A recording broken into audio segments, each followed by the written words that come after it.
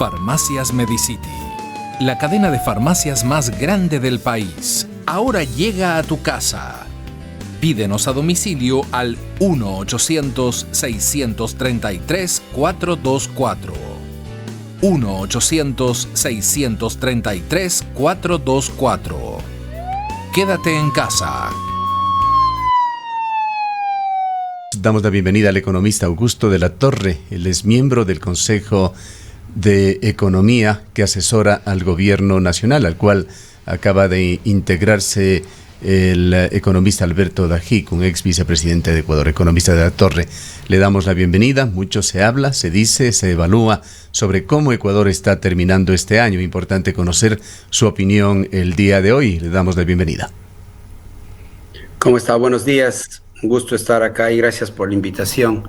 Mire, yo creo que este año vamos a pasar bien relativamente hablando. Estamos en medio de una gran crisis de salud en todo el mundo que está ahora reactivándose y generando grandes preocupaciones a nivel global. Esperemos que en el Ecuador podamos seguir administrando el problema de salud razonablemente bien. Después de la gran ola de contagio en Guayaquil, la verdad es que Ecuador se ha manejado bastante bien.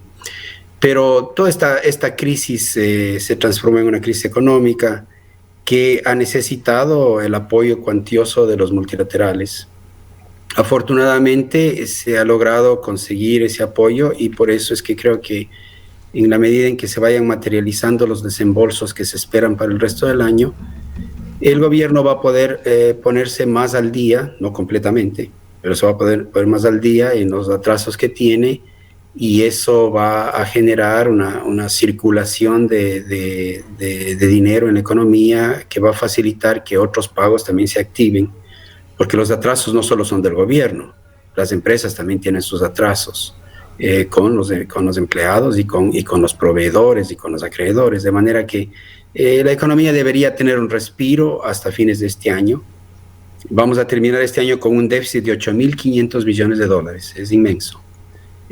Afortunadamente ese déficit lo vamos a poder financiar con estos endeudamientos de largo plazo y de tasas de intereses bajas que provienen del Fondo Monetario y del Banco Mundial.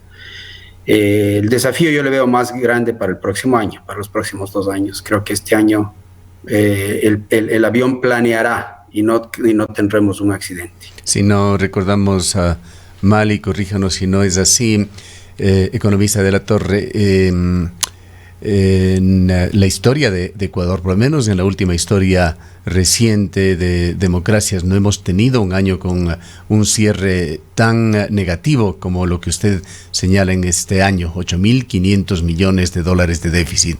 Hay diversas opiniones que se han vertido en estos días en este mismo medio de comunicación. Estuvimos con Marco Flores, un colega suyo, que debe conocerlo usted muy bien. Él es secretario del Foro de Economía y Finanzas, un conglomerado que agrupa unos 12 conocidos economistas del país y del exterior. Él ha señalado que se está terminando uno de los periodos más negros para la economía del país y ha mencionado 4 aspectos. El desempleo, ha dicho, cunde en el país. Hay solamente una fracción mínima de los ecuatorianos con empleo formal. La ausencia de crecimiento económico, ha dicho, con benevolencia se puede pensar en una caída del 10% del Producto Interno Bruto del país. Una deuda pública que lo califica Marco Flores y este foro como impagable, que lo cifra en el orden de los 77.000 millones de dólares, y una pobreza que marca una situación muy difícil para el pueblo ecuatoriano, más aún en medio de la pandemia. ¿Cuál es su opinión sobre estas otras opiniones que dan una visión bastante pesimista sobre el momento actual de Ecuador? Mire, cuando uno está pasando por una tormenta, siempre tiene que decidir si tiene una visión demasiado pesimista o no tan optimista. Yo soy un optimista filosóficamente hablando y creo que de estos reveses los países tienen que salir. Mire, lo que menciona Marco es un tema no ecuatoriano, es un tema global. En Europa las economías están con desempleos del orden del 40-50%. La contracción económica en el año 2020 en muchos países europeos del orden del 12%, 10-12%. La caída del comercio internacional ha sido del orden del 10-12%. En Estados Unidos la recesión del 2020 va a estar en el orden del 8%. En Ecuador todavía hay un debate de cómo vamos a cerrar el año. En mis mejores estimados creo que va a ser una contracción económica del orden del 9%, no tanto como dice Marco, creo yo, pero aquí hay un debate y nadie tiene la capacidad de predicción perfecta. Y es cierto que en todo el mundo, como resultado de esta gran crisis, está subiendo no solo el desempleo, sino la pobreza y obviamente la desigualdad. Y el número de personas en el mundo que está viviendo del día a día está aumentando. Y la gran diferencia entre los países es que hay algunos países que tienen recursos fiscales muy grandes y entonces están asistiendo a la población a través de subsidios a los salarios, transferencias monetarias. Aquí en Estados Unidos se debate todavía, pero se estaba entregando un cheque a las personas de ingresos menores, un cheque mensual de $1,200 al mes. Todos los gobiernos en Europa, por ejemplo, los gobiernos están entregando prácticamente crédito gratis a las empresas para que ellas puedan a su vez pagar los sueldos. La verdad es que la economía se empezó a recuperar levemente en el cuarto trimestre. El segundo trimestre fue particularmente malo y ahora puede ser que terminemos con un cuarto trimestre otra vez afectado por un confinamiento. Ya se notan, ya uno lee las noticias internacionales, muchos países ya están decretando otra vez nuevos confinamientos para prevenir que se vaya de las manos del problema de salud y que se sobrecarguen los sistemas de salud. De manera que es una crisis global de enormes dimensiones. No hemos tenido nada como esto en los últimos 100 años. Ahora, esto podría convertirse en una gran depresión si es que no se encuentra una vacuna que nos ayude para salir de esto el próximo año. Entonces, la salida de esta crisis va a ser difícil en todo el mundo. Y en el Ecuador va a ser particularmente desafiante porque somos un país que no tiene los recursos, no tiene los ahorros para salir de esto. Y obviamente vamos a salir con más deuda, porque por definición, si tú tienes un déficit fiscal, tienes que financiar el déficit fiscal con deuda. Y lo único que nosotros podemos hacer es tratar de que esa deuda sea del mayor largo plazo posible, con las tasas de interés más bajas posibles, y que los acreedores, como ya lo hicimos, los acreedores privados, nos den alivios y nos hagan recortes en la deuda que tenemos que pagar, lo cual ya lo conseguimos con los acreedores privados. De manera que esta es una gran crisis, no lo neguemos. Ahora, economista de la Torre, otra de las cosas que dice el economista Flores y que le preocupa es que esta política de endeudamiento no estaría contribuyendo o estos recursos no se habrían destinado a una reactivación económica que sería el camino para que el país pueda empezar a mejorar. Incluso él sugirió que los recursos que fueron destinados para la reactivación económica no llegaron a donde debían haber llegado y que más bien estos fondos se utilizaron para los pagos de deuda y pagos a las bancas. No pagos a las bancas, porque se refinanció y se reestructuró la deuda privada, entonces los bancos privados y los acreedores privados no han recibido pagos, pero es en efecto cierto que los recursos que han llegado se han utilizado para financiar el déficit. Si no tuviéramos déficit fiscal, podríamos conseguir recursos y transferirlos al sector privado. Pero en gran medida el grueso de los recursos de endeudamiento que hemos conseguido han sido para financiar el déficit fiscal. Ahora, uno podría decir que se podrían reducir más los gastos del sector público. Yo creo que sí, creo que deberíamos reducir más el gasto del sector público para reducir el déficit y así los recursos externos que conseguimos puedan canalizarse un poco más al sector privado. Pero reducir el gasto ha sido muy difícil. Mire usted, el gobierno ya ha reducido prácticamente a cero la inversión pública.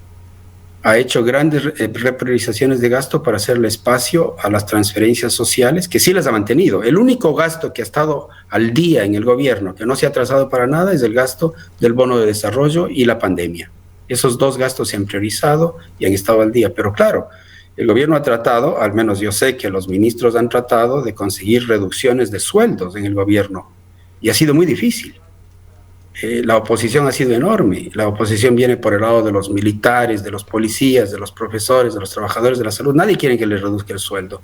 Entonces hay que preguntarle a Marco cómo conseguimos esas reducciones de gasto de una manera que sean políticamente viables. Pero mientras tengamos déficit, vamos a tener deuda. Y acuérdese la otra cosa, que tampoco es fácil asistirle al sector privado cuando hay pandemia. Mire usted, Perú o Colombia le han echado 10 puntos del PIB de gasto fiscal para ayudarle al sector privado. Y el sector privado no se ha recuperado, porque aunque tú transfieras dinero a las empresas o a los hogares no los pueden gastar, no pueden irse de vacaciones, no pueden salir a los restaurantes, no pueden ir al cine. Entonces la economía no se reactiva, incluso cuando los gobiernos hacen grandes derroches de transferencias para la reactivación. Todos estamos preocupados de la reactivación, pero no es un tema fácil en tiempos de pandemia, porque los instrumentos tradicionales de reactivación económica, que típicamente son mayor gasto fiscal o reducción de impuestos o aumento de crédito, no tienen la tracción que típicamente tienen, porque ahí tenemos confinamiento y la gente está preocupada de mantener el distanciamiento, etcétera, etcétera. Entonces la reactivación se va a producir cuando, de manera ya, digamos, efectiva, cuando encontremos la vacuna. Y ahí sí tenemos un gran desafío en el Ecuador, que el Ecuador a lo mejor se quede estancado si no hacemos las reformas que vamos a necesitar hacer para poder tramitar la salida de esta crisis de manera sana y de manera positiva. Entonces tenemos grandes desafíos para conseguir la reactivación cuando ésta empiece a producirse y se acerque la vacuna. Este tema de la reactivación es fundamental, economista de la Torre, y es quizá uno de los puntos más polémicos en Ecuador, comparando. Usted ha dado cifras ya para los vecinos, Colombia y Perú, lo que han hecho allá. Concretamente lo que señalaba este foro de economistas es que de los 1.200 millones de dólares que se supone Ecuador recibió del Fondo Monetario Internacional, apenas en realidad se usaron 500 en el país, y dice que la diferencia fue para pagar a bancos internacionales, entre ellos me parece que mencionaban a Goldman Sachs y alguno otro, muy concretamente, que se habían hecho pagos desde el Ministerio de Finanzas, y que también el dinero se ha usado más para dar liquidez al gobierno, para cumplir con cuentas atrasadas, pero no para destinarlos a la reactivación. Y desde los sectores económicos, desde el mundo real, los industriales, los comerciantes, se ha señalado que los programas de reactivación no se convirtieron sino en elementos propagandísticos del gobierno, que fueron llevados a la práctica en una forma absolutamente mínima. Estos son testimonios que lo hemos venido recogiendo a lo largo de las jornadas, y reclaman de que Ecuador no ha tenido realmente una política de reactivación, a diferencia de la gran mayoría de países en el mundo y en Latinoamérica en particular. ¿Cuál es su opinión? ¿Cuánto ha hecho por la reactivación el gobierno de Lenín Moreno? A ver, yo tengo un cuadro que no le puedo mostrar ahora, pero que muestra las transferencias que los gobiernos han hecho al sector privado a través de mayor crédito barato, o a través de transferencias fiscales, o a través de subsidios a los salarios en tamaño, y la contracción económica. Y yo lo que veo es que incluso aquellos países que le han puesto todos los esfuerzos para reactivar la economía no han logrado la reactivación. Por eso le contaba que tiene usted el caso de Colombia, de Perú, de Argentina, de Chile, en donde las contracciones económicas son iguales o mayores que en el Ecuador. No ha habido reactivación económica. La reactivación económica es peor o no mejor que la ecuatoriana, pese a la ingente transferencia de recursos fiscales. Entonces hay primero un problema técnico de que se piensa que el gobierno mágicamente va a poder reactivar la economía, y ese me parece que es un error. Segundo, esa parte yo discrepo con Marcos, porque la reactivación no es un problema sencillo, y el Ecuador no está peor o mejor que otros países que están en la misma situación. Lo que sí concuerdo es que nosotros tenemos un déficit fiscal que no lo podemos financiar a menos que consigamos recursos externos. Otros países están financiando el déficit fiscal imprimiendo moneda. Es una locura, porque van a tener problemas después. Eso es Argentina. Argentina tiene un déficit fiscal de 12% del PIB o en torno a esa cifra, y todo lo está financiando prácticamente imprimiendo moneda.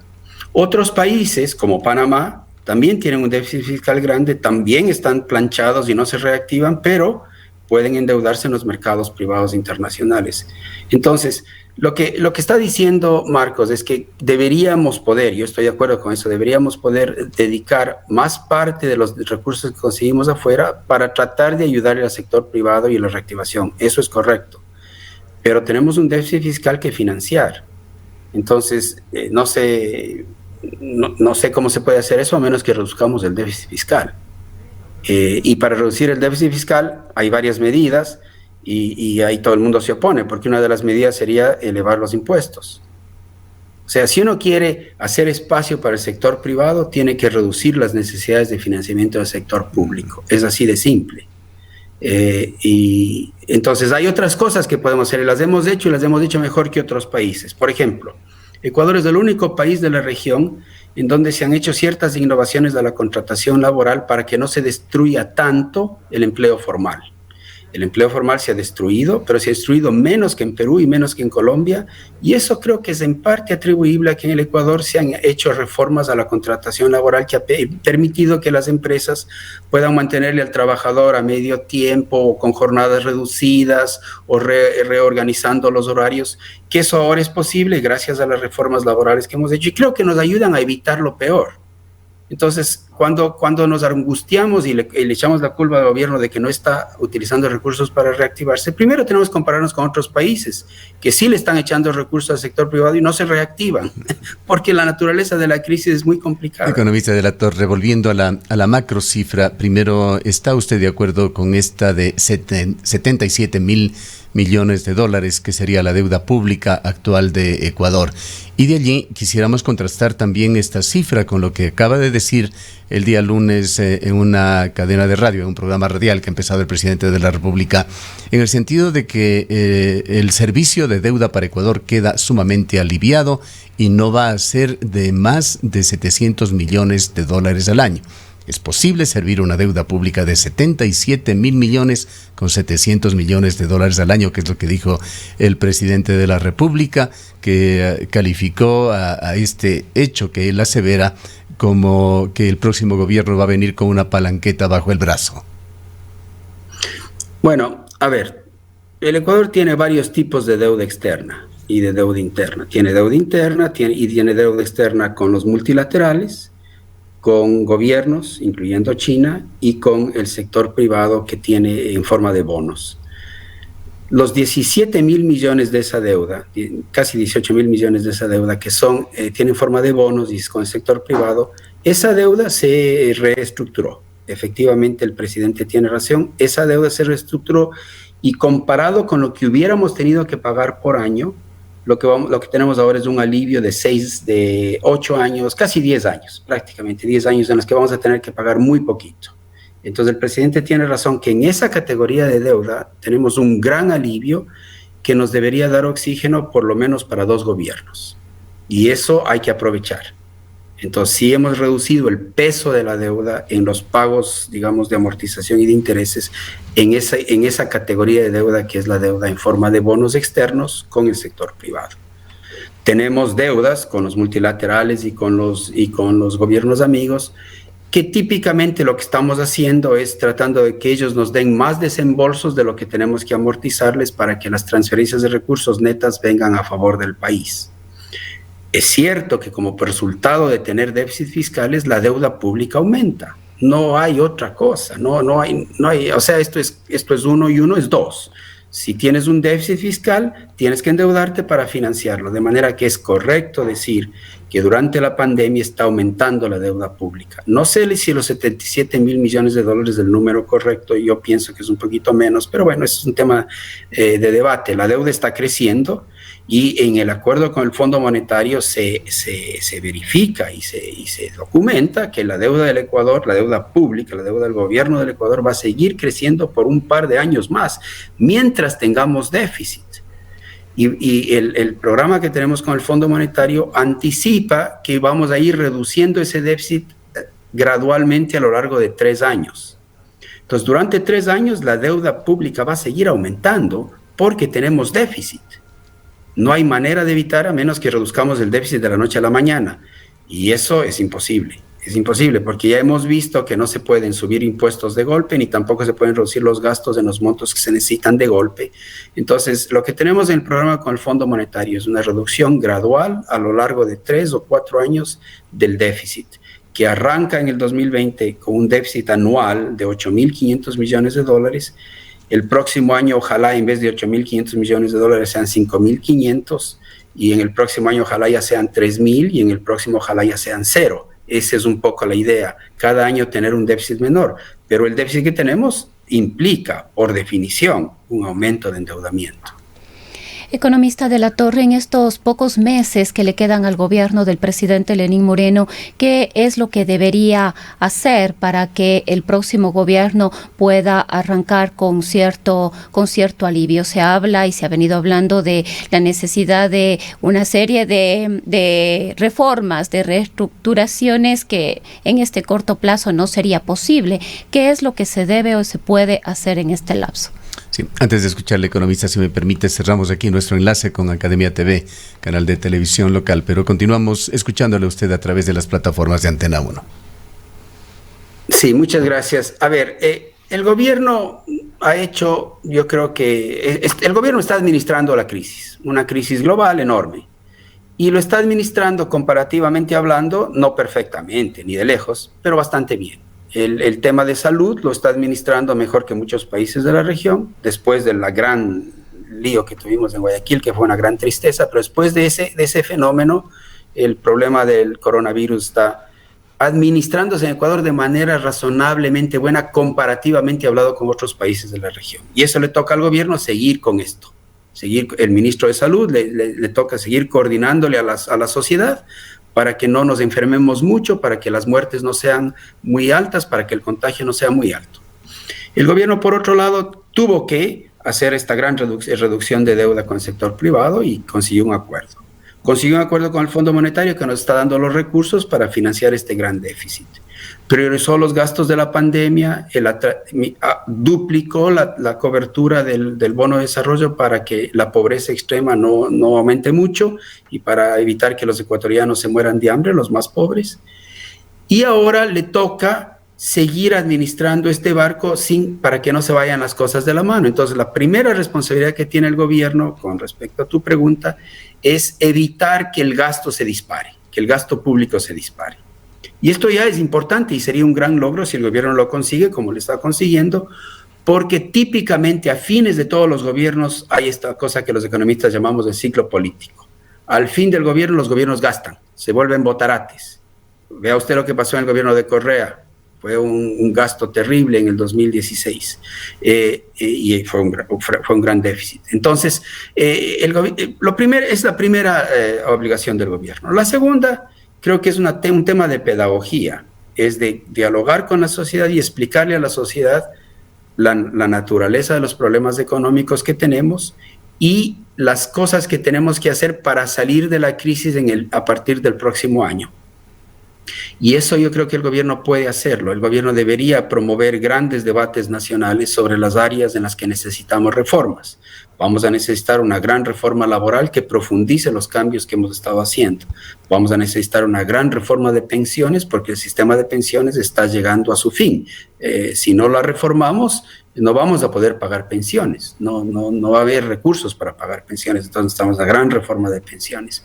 Necesitamos seguir trabajando para reformar todo el tema energético, de subsidios y de la manera como nosotros se distribuyen y se venden y se comercializan los combustibles. Y vamos a necesitar también, creo yo, una reforma tributaria, porque los 8.500 millones de déficit, reducir de 8.500 a 0, se debe hacer a través de recortes de gasto o de aumento de impuestos, y a mí me parece que dada la configuración política y económica del país, para ser realistas vamos a tener que hacer la mitad a través de un esfuerzo de mayores impuestos y la otra mitad a través de un esfuerzo de reducción de gasto. Eso me parece a mí que es realista. Yo sé que ahí hay un debate muy grande entre economistas, pero esa es mi opinión y tengo una visión de cómo se podría racionalizar y modernizar el sistema impositivo. Pero tenemos que hablar de las reformas, porque quien quiera que gane se va a enfrentar con este problema de que tiene que reducir el déficit de 8.500 millones por año a cero. ¿Y cómo lo va a hacer? Es lo que hay que preguntarles a los candidatos. Dígame usted cómo va a reducir el déficit. A veces cuando le oigo hablar al candidato Arauz, me parece que él quisiera no reducir el déficit, sino financiarlo saliéndose de la dolarización, lo cual podría ser una locura. Ojalá no esté eso en la mente de él, pero necesitamos que los candidatos nos expliquen cómo van a reducir el déficit y mientras lo van reduciendo, cómo lo van a financiar. Y que nos expliquen cómo van a hacer las otras reformas que necesitamos hacer, qué propuestas tienen para pensiones, qué propuestas tienen para reforma laboral, qué propuestas tienen para el tema de combustibles, qué propuestas tienen para reformas financieras. De eso es lo que tienen que hablar los candidatos, porque esa es la realidad con la que se van a topar y necesitan ellos conversar con la sociedad, explicar. Y todos los ecuatorianos vamos a tener que embarcarnos en un esfuerzo de reformas para salir de la crisis con recuperación económica, volver a generar empleo otra vez y poder volvernos una economía más competitiva y más vibrante y más justa. Quisiéramos pedirle una precisión, economista de la Torre. Habíamos escuchado que la previsión del acuerdo con el Fondo Monetario Internacional es que en el año 2025 Ecuador volvería a un crecimiento del 2019, que nos han señalado fue cero, pero usted nos dice que el propósito es volver a tener un déficit fiscal de cero. Creo que es un tema muy importante de aclararlo y también quisiera preguntarle qué expectativas le generan en usted el ingreso a este consejo asesor de Alberto Dajic. Mire, el Ecuador no se diferencia de otros países del mundo en donde la complejidad de la crisis originada por el coronavirus es de tal magnitud que los gobiernos han formado estos consejos de asesores externos. A mí me parece que es una buena señal, porque quiere decir que el gobierno está dispuesto a hablar, a escuchar, a recibir ideas. Como hemos conversado con usted en ocasiones pasadas, los asesores tenemos toda la libertad de hablar con ustedes y con el gobierno no necesita escucharnos o no necesita seguir lo que le decimos. Entonces, la incorporación de Alberto Dajic me parece que es muy buena, porque Alberto es un gran economista, es una persona con muchísima experiencia en el sector público y con conocimiento de los problemas políticos que hay que administrar cuando se hace buena política económica, de manera que las opiniones que Alberto vierta en las reuniones que el gobierno mantiene con los asesores van a ser muy útiles. No todas van a poder ser escuchadas por el gobierno, pero las opiniones de Alberto son muy respetables y la experiencia que él trae es muy valiosa, de manera que yo creo que es bueno que el gobierno tenga esta disposición a escuchar voces externas de personas que no están en la nómina, que no tienen ninguna relación laboral con el gobierno, que tienen sus vidas y profesiones independientes, pero que tienen la disposición a dar sugerencias de cómo enfrentar los problemas económicos que el país está enfrentando. Entonces creo que la incorporación de Alberto Dajic es magnífica. Usted en alguna ocasión nos dijo no saber a qué se refieren cuando le acusan a usted de neoliberal. Alberto Dajic le acusan también de neoliberal. ¿Qué piensa usted con respecto a el pensamiento político que se va a traducir en sugerencias de una política económica para el gobierno? Sí, a ver, Alberto Dajic y yo tenemos una amistad, una buena amistad, que lleva muchos años, y él a mí siempre me hace bromas y me dice que él piensa que yo soy socialista. Y bueno, tal vez comparado con algunas posiciones que él tiene en algunos temas de filosofía política, yo estoy más a la izquierda. Yo creo que Alberto es una persona obviamente que tiene principios filosóficos liberales muy, muy fuertes y tal vez por eso le llaman neoliberal. y es un hombre que obviamente tiene una convicción de que las economías no crecen a menos que sean economías vibrantes de mercado. Y él usa el ejemplo incluso de China. A China le ha ido bien desde que después del tiempo de Mao abrió su economía y se integró al mundo y exporta, importa y está en los mercados internacionales y está haciendo ahora grandes avances tecnológicos, etcétera. Entonces, esa visión de Alberto va a estar ahí, obviamente, y esa es buena. Y vamos a tener grandes debates también interesantes entre los asesores económicos, porque mi experiencia ha sido que ante un problema que el gobierno nos presenta, los asesores damos nuestra opinión y no siempre coincidimos. Y está muy bueno, es muy sano, en la medida en que las razones que nosotros ofrezcamos, los argumentos que nosotros ofrezcamos, tengan una base de buenos argumentos económicos y buena evidencia. Todas las ideas son respetables y son bienvenidas. Entonces creo que el hecho de que Alberto tenga, digamos, una visión de principios más liberales, me parece que va a ser bastante sano y va a enriquecer la conversación que los asesores podemos tener con el gobierno. Otra de las intenciones que parece tener el gobierno de Lenín Moreno en esta fase final, 6 meses de gobierno que le quedan, es el de dejar sentados ciertos cánones en la economía ecuatoriana, una deriva, como ha dicho el propio gobierno. Aquí quisiéramos tocar 2 puntos que posiblemente se han discutido y existen algunas ideas en el Consejo Asesor. Usted los ha mencionado ya, pero concretamente quisiéramos saber cuáles son las sugerencias con respecto a las reformas al Instituto Ecuatoriano de Seguridad Social, que es pensiones y es servicios de salud, entre otras cosas, y también con respecto a las alternativas en cuanto a la reforma tributaria que usted ha mencionado. A ver, en el tema de seguridad social, creo que lo primero que tiene que hacer el gobierno, y en eso los asesores estamos dando bastante opiniones con bastante intensidad, es un tema que yo lo he estudiado bastante en la región latinoamericana. El tema de la seguridad social, me parece que lo primero que hay que hacer, hay que transparentar la situación financiera del sistema de pensiones. Lo primero que hay que hacer es asegurarse que los ecuatorianos entiendan que este sistema está cada día más desfinanciado. Los ingresos que recibe el sistema por contribuciones son menores a los pagos que tiene que hacer el sistema en beneficios pensionales.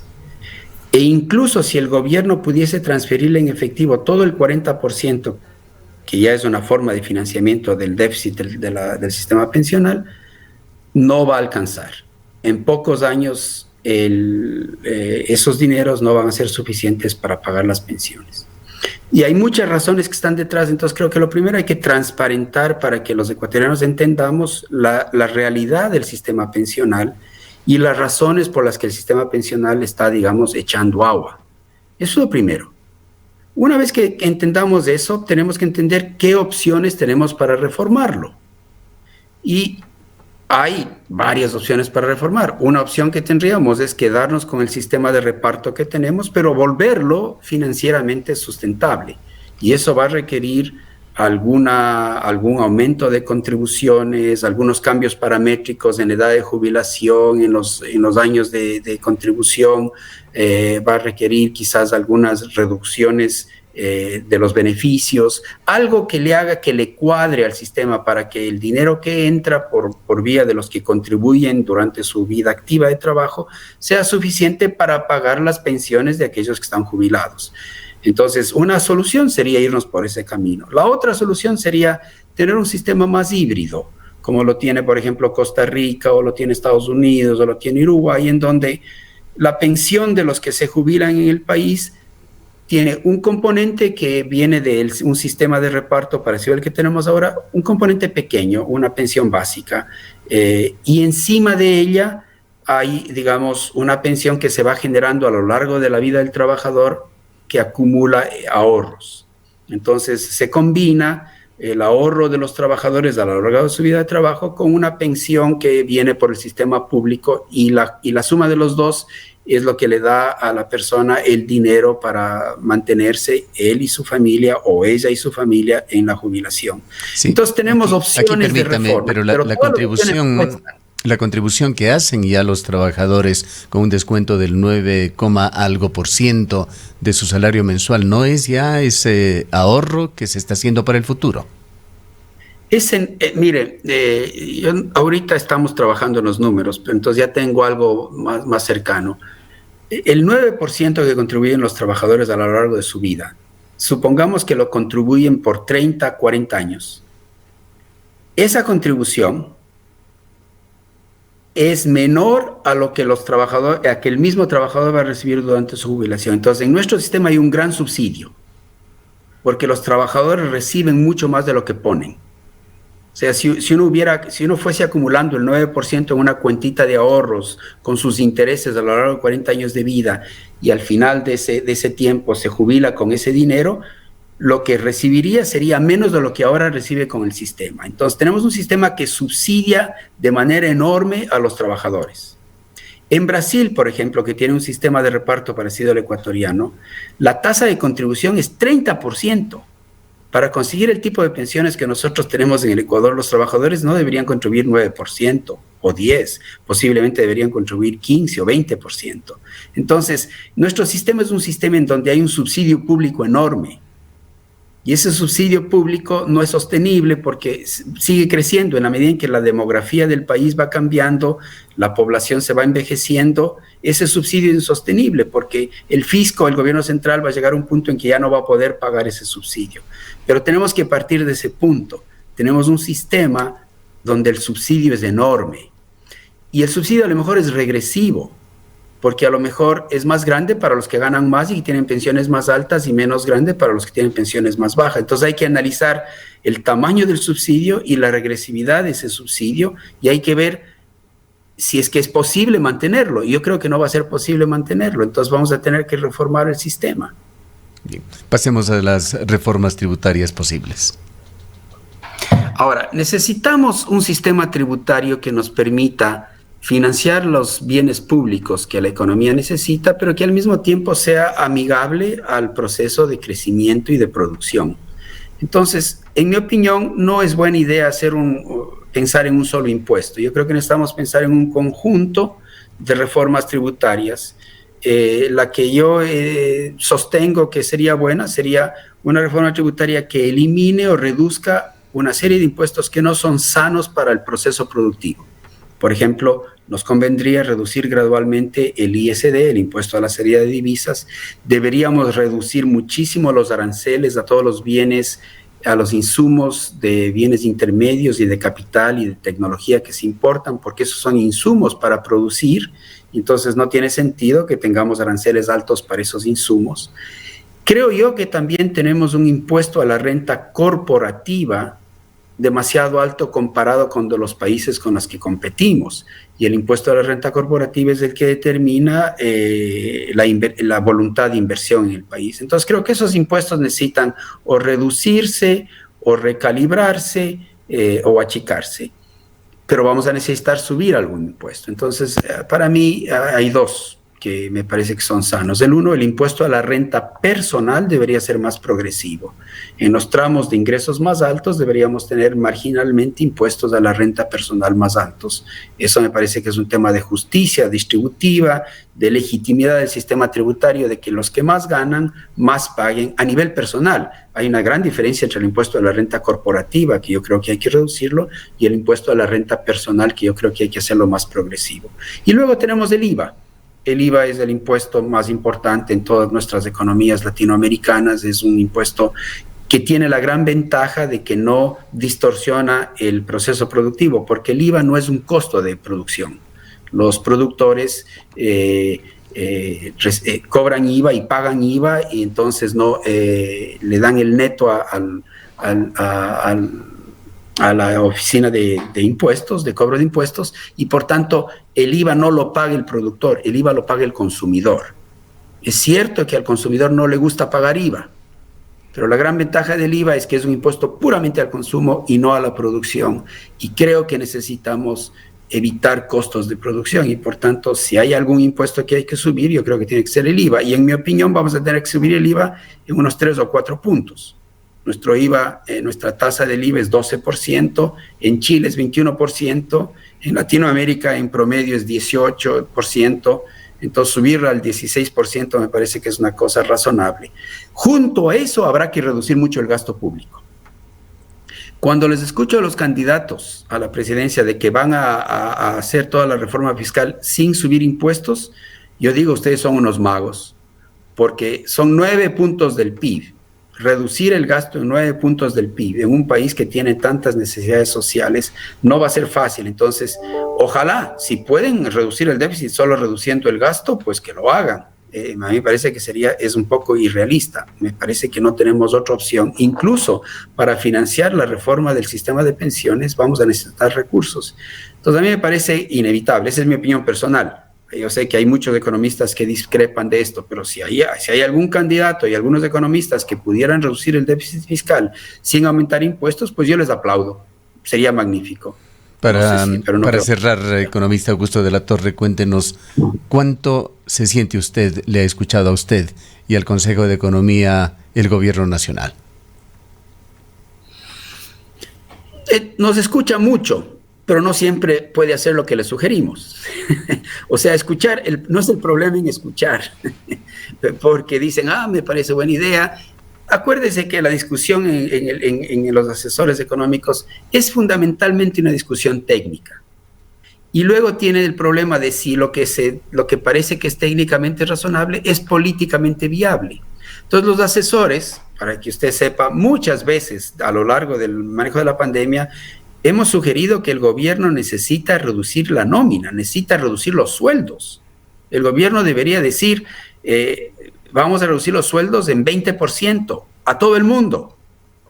Eso ayudaría, porque eso ayudaría a reducir el gasto en buena importancia y ayudaría, acuérdense que los salarios del sector público son mejores que los del sector privado en promedio. Entonces, eso ayudaría. Los asesores hemos sugerido eso, creo que hay consenso de que desde el punto de vista técnico, desde el punto de vista de la justicia social sería bueno, pero ha sido políticamente imposible. Entonces no es un tema económico, es un tema político. Entonces todo el mundo quiere que no le toquen nada y que los otros hagan el ajuste. Pero el problema es que vamos a necesitar ese ajuste como país, porque tenemos este déficit enorme que no podemos sostenerlo. A partir del próximo año tenemos que hacer un esfuerzo de reducir este déficit. Y el reducir déficit es una cuestión de o reduces gastos del sector público o aumentas impuestos, no hay más. Muchísimas gracias por habernos atendido. No, muchas gracias, José. Han escuchado al economista Augusto de la Torre, miembro del Consejo de Economía del Gobierno Nacional. En el Ecaustro, desde hace 20 años, trabajamos día a día para generar la energía que tú necesitas. Hoy, renovamos nuestro compromiso de servir a la región y al país, generando desarrollo con conciencia y conservación ambiental y siempre mirando al futuro.